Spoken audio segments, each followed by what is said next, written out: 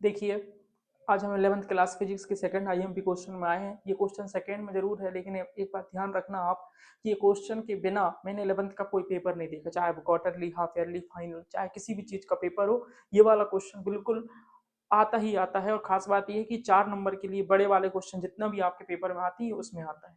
ठीक है, तो इसमें क्या पूछा जाता है जनरली आपसे, डेरिवेशन रहता है इसमें। डेरिवेशन में भी इसके हम 4 भाग हैं, डेरिवेशन की 4 चीजें इसमें पूछी जा सकती है। वो कौन कौन सी 4 चीजें हम यहाँ बनाएंगे और कौन सी 4 वैल्यू जिनको आपको ध्यान रखना है और वो कैसे आती है, इन सारे क्वेश्चन एक भी चीज रखना नहीं पड़ेगा, सारी चीजें समझ के बहुत आसानी से हो जाएंगी। ठीक है, चलो सबसे पहले देखते हैं कि प्रोजेक्टाइल मोशन होता क्या है। पहली बार आप इसका नाम सुन रहे हैं 11th क्लास में। कोई भी चीज अगर आप यहाँ से खड़े हैं और आप पत्थर फेंकते हैं, तो वो वाला जो पत्थर जो मोशन कर रहा है, वो जो मोशन है वो क्या है, प्रोजेक्टाइल है। सिर्फ आप उसको ऊपर ना फेंकें, अपने सर के ऊपर ना फेंकें, 90 डिग्री में बस ना फेंकें, बस उसके अलावा कहीं भी फेंकते हैं तो वो प्रोजेक्टाइल मोशन माना जाता है। ये लोग ऐसा कहते हैं। देखो ये डायग्राम बना है, ये इसने फेंका है पत्थर और वो गया है। ठीक, अब देखते हैं ये जब पत्थर फेंकेगा तो कौन कौन सी चीज हो सकती है, उनको देखते हैं। सबसे पहले हो सकता है कि आप जब पत्थर फेंकेंगे तो वो कुछ दूरी पे जाके गिरेगा, कुछ डिस्टेंस पे जाके गिरेगा। तो यहाँ से जो आपने जहाँ खड़े थे और अब आपका पत्थर जहाँ तक गया, वहां पे उसको क्या कहेंगे, हम रेंज कहेंगे, हॉरिजॉन्टल रेंज। तो एक तो आपको निकालनी पड़ती है इसकी हॉरिजॉन्टल रेंज कि कितनी दूर जाके गिरा। एक आपको निकालना पड़ता है इसमें हाइट। अब जब पत्थर फेंकेंगे तो ऊपर कितनी हाइट गया, वो भी कोई एक मैक्सिमम हाइट गया होगा, फिर वापस आया होगा, वही तो रह नहीं गया। ठीक है, तो वो क्या है, मैक्सिमम हाइट हमें बताना है, जो ये है vertical height of projectile. Third वाला क्या है कि ये पत्थर यहाँ से जब निकला और यहाँ तक आने में किस कुछ कुछ उसको टाइम लगा होगा, तो वो टाइम कितना है उसको हमें फाइंड करना है, तो वो है टाइम ऑफ फ्लाइट।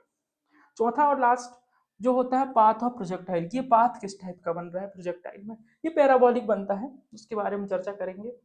तो चारों के चारों में आपका डायग्राम सेम आएगा। अगर आपसे डेफिनेशन पूछी जाती है तो डेफिनेशन आप क्या कहेंगे, डेफिनेशन में जो मैंने आपको बात बोली वही बात बोली गई कि हम उसको वर्टिकल के अलावा कहीं पे भी फेंकते हैं, कोई भी ऑब्जेक्ट को मोशन कराते हैं, तो वो क्या होगा, प्रोजेक्टाइल होगा। और जब हम पत्थर फेंकेंगे तो उसमें किसका रोल होगा, ग्रेविटी का भी होगा। क्यों, क्योंकि ग्रेविटी तो उस पत्थर को नीचे लाएगी, अगर ग्रेविटी नहीं होती तो वो पत्थर नीचे नहीं आ पाता।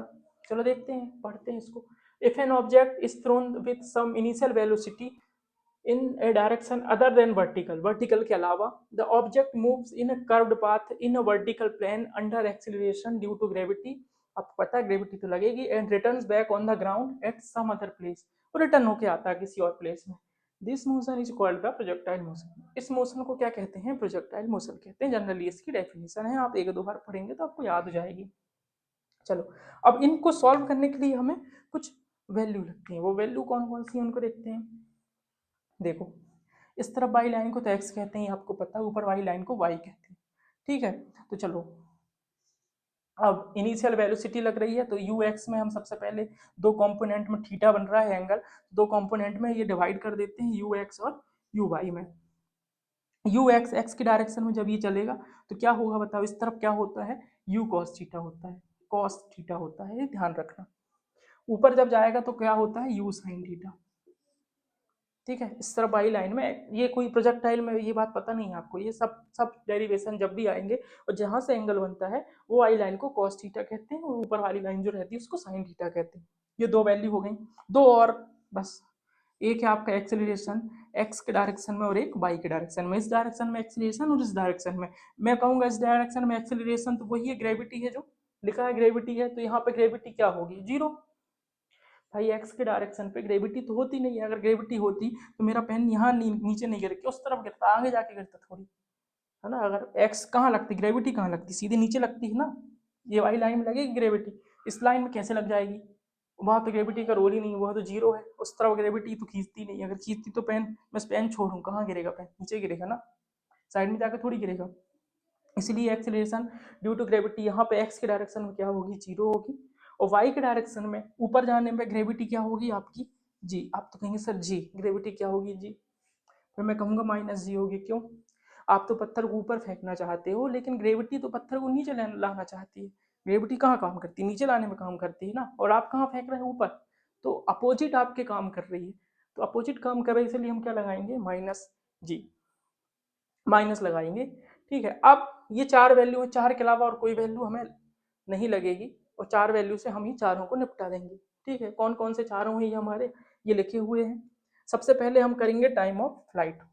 टाइम ऑफ फ्लाइट सबसे सरल होता है, सबसे छोटा है, सरल तो सारे ही हैं लेकिन एक बार थोड़ा सा लगता है। टाइम ऑफ फ्लाइट पहले इसलिए कर दे रहे हैं, देखो आज ही आप डेफिनेशन देखे, आज ही आप डायग्राम देखे, आज ही आप वैल्यू देख रहे हो, आज ही आप प्रोजेक्टाइल को पहली बार देख रहे हो, तो थोड़ा सा सरल वाला जो पहले पड़ता है उसको पहले हम कर लेते हैं और फिर बाकी तीनों एक एक करके निपटा देंगे। चारों में से पेपर में पक्का दो आते हैं, बड़े वाले भी पूछा जाएगा तो दो पूछा जाएंगे आपसे, कोई भी दो, पर वो कौन से दो हैं ये हर बार अलग अलग आते हैं, लेकिन आते इन्हीं चारों में से हैं। तो हम सबसे पहले आज टाइम ऑफ फ्लाइट को सॉल्व करते हैं।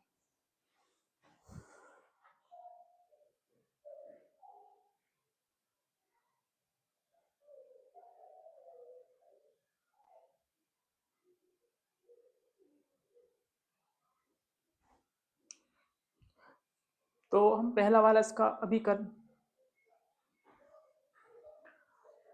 तो हम इसका पहला वाला अभी कर लेते हैं कि ये क्या है हमारे पास टाइम ऑफ फ्लाइट हमें निकालना है। डायग्राम तो वही सेम रहेगा और वैल्यू भी चारों जो है एक बार जो मैंने बता दी वही चारों वैल्यू सेम रहेंगी। देखो सबसे पहले ये फर्स्ट वाला हम कर रहे हैं, इसमें हम पहले फर्स्ट इक्वेशन लगा के चेक कर लेते हैं क्या फर्स्ट इक्वेशन से हमारा काम हो जाता है। वो सब लिखा है वो सब अभी छोड़ दो, पहले यहाँ समझ लो, सिर्फ दो लाइन अगर आप मेरे साथ दे दोगे तो आपको टाइम ऑफ फ्लाइट आपको अभी बन जाएगा। देखो फर्स्ट इक्वेशन क्या होती है, v is equal to U plus A T. ठीक है, टाइम ऑफ फ्लाइट किस डायरेक्शन में निकलता है, एक्स में कि वाई में। कोई भी ऑब्जेक्ट का टाइम में निकालना हम किस डायरेक्शन में निकालते हैं, पहले हम टाइम यहाँ से लेके यहाँ तक निकालते हैं। पूरा क्यों निकालना, जब हमारा काम जितना टाइम यहाँ से यहाँ तक जाने में लगेगा ऑब्जेक्ट को, वही इतना ही टाइम उसको यहाँ से यहाँ तक आने में लगेगा, वापिस ओ डैश तक आने में। तो पूरा क्यों निकालना, हम यहाँ से यहाँ तक निकाल लेते हैं। यहाँ से यहाँ तक निकालने के लिए हमने किस में ट्रेवल किया, बाई वाले में, ऊपर वाले में। तो हम इस इक्वेशन में क्या लगा देंगे कि भाई हम बाई डायरेक्शन में जा रहे हैं, बाई वाली हमें वैल्यू चाहिए, हमारी सुविधा हो जाती है। अब चलो वैल्यू तलाश करते हैं इन सब की वैल्यू, उसमें से जो जो वैल्यू मालूम वो तो रख दो। यू वाई क्या है, यू साइन थीटा, मैंने ये रख दिया, प्लस ए वाई मालूम है क्या, माइनस जी। अच्छा माइनस जी, यहाँ माइनस जी रखेंगे, मल्टीप्लाई होगा माइनस से क्या आएगा, तो क्या मतलब सीधे माइनस जी, और टी की जगह में तो टी की कोई वैल्यू नहीं है, वही तो फाइंड करेंगे। अच्छा वी वाई क्या होगा, देखो ये जो ऊपर है ना हाईएस्ट पॉइंट पे जाके इसकी जो वेलोसिटी है वो कितनी हो जाएगी, जीरो। आपने कुछ वेलोसिटी से फेंका होगा, आपकी जब तक वेलोसिटी आपके अंदर जितनी दम है तब तो उतना ही ऊपर जाएगा ना, जहाँ दम खत्म हो जाएगी वहां से वो नीचे आना चालू हो जाएगा। तो वहां पे वेलोसिटी क्या हो गई होगी इसकी हाईएस्ट पॉइंट पे जीरो। अगर उसके पास और वेलोसिटी होती तो वो तो और ऊपर जाता और आगे जाता, पर वो वहां से वापिस आने लगा, मतलब उसके अंदर जितनी दम थी वो खत्म हो गई। इसलिए क्या होगा, फाइनल वेलोसिटी को हम क्या कह देते हैं कि वो जीरो हो गई, तब तो वहां से वापिस आने लगा। ठीक है, अब माइनस जी टी को इस तरफ ले आओ तो प्लस का हो जाएगा, यू साइन थीटा तो अपनी जगह में है। टी की वैल्यू हमें निकालना है, टी की वैल्यू क्या होगी, यू साइन थीटा, ये जी कहाँ चला जाएगा, डिवाइड में, ये टी की वैल्यू आपकी आ गई। मतलब यहाँ से यहाँ तक का टाइम आपका आ गया। अब यहाँ से यहाँ तक जितना इसमें लगा उतना ही सेम और लगेगा, तो उसके लिए हम क्या करें, टू से मल्टीप्लाई कर दें। तो टी इज इक्वल टू क्या हो जाएगा, टू, टी की वैल्यू क्या है, यू साइन थीटा अपॉन जी, पूरे में लिखा दो, अच्छे से लिख दो, ये हो गया टू को भी, और टू यू साइन थीटा, ये आपका टाइम ऑफ फ्लाइट का आ गया। ठीक, और अच्छे से लिख लो जमा के यहाँ पे, मेरा थोड़ा सा अच्छा नहीं लग रहा है, two u sine theta upon g. ठीक है, रुक जाओ मिटा के लिख देता हूँ। देखो टी, टू, टू की जगह में टू लिखेंगे, टी की जगह पे टी की वैल्यू क्या है, यू साइन थीटा अपॉन जी, ये आपका टाइम ऑफ फ्लाइट का डेरिवेशन आ गया। खत्म बात, ये लो। ठीक है, अब देखो, अब समझ लेते हैं थोड़ा सा कि हमने क्या किया है। Let a body thrown with initial velocity U, हमने कोई ऑब्जेक्ट को, कोई बॉडी को यू वेलोसिटी से फेंका एंगल थीटा के साथ with origin, let the body take time to T. वो क्या कर रही है body, time to reach at peak point P, peak point P पे जाने पे उसको टाइम टी लग रहा है। ठीक है, ये हमने लेट किया at point P, final velocity will zero. ये तो हमें पता है, बताने की जरूरत नहीं है, लेकिन फिर भी बता दो कि भाई फाइनल वेलोसिटी यहाँ पे पी पे क्या होती है, जीरो होती है। फिर मैंने कहा मैं क्या करूं जिससे मेरा टाइम ऑफ फ्लाइट आए, तो मुझे याद आई कि मेरी फर्स्ट इक्वेशन में टी रहता है, उससे पहले ट्राई कर लेते हैं, नहीं फिर सेकंड के पास तो जाना ही है। चलो फर्स्ट ट्राई लगा लेते हैं, v इज इक्वल टू क्या होता है, u प्लस ए टी। अब यहाँ पे ये कन्फ्यूजन ये है, क्या मैं एक्स डायरेक्शन पे लगाऊं कि वाई में। तो मैंने आपको बताया कि टाइम ऑफ फ्लाइट के लिए हम किस डायरेक्शन में जा रहे हैं, वाई में, तो हमने वाई वाई लगा दिए। इससे हुआ ये कि हमें ये बता दिए कि भाई हम किस डायरेक्शन में जा रहे हैं, हम जा रहे हैं वाई डायरेक्शन में। तो वी वाई फाइनल वेलोसिटी 0 है, यू वाई की वैल्यू ये रही और ये ए टी की वैल्यू ये। इसको इस तरफ ले आएंगे तो प्लस का हो जाएगा, ये चला जाएगा डिवाइड में। फिर हमने कहा भाई the body will take exactly the same time in returning back, यहाँ से रिटर्न बैक आने पे भी उसको क्या लगेगा, एग्जैक्टली सेम टाइम लगेगा। इसलिए टी इज इक्वल टू क्या हो जाएगा, 2t, एक टी यहाँ तक जाने में और एक दूसरा टी यहाँ तक जाने में। तो एक टी की वैल्यू हमने निकाल ली है, तो उसमें हमने 2 का मल्टीप्लाई कर दिया, तो हमारा ये टाइम ऑफ फ्लाइट आ गया। अब हम अगले वाले में उन 4 में से हमें निपटाना है, ठीक है, 4 ही आई एम की हैं, एक हमने कर लिया है, अब बाकी बच्चे 3 एक एक करके अगली वीडियो में हम लोग करेंगे, ठीक है।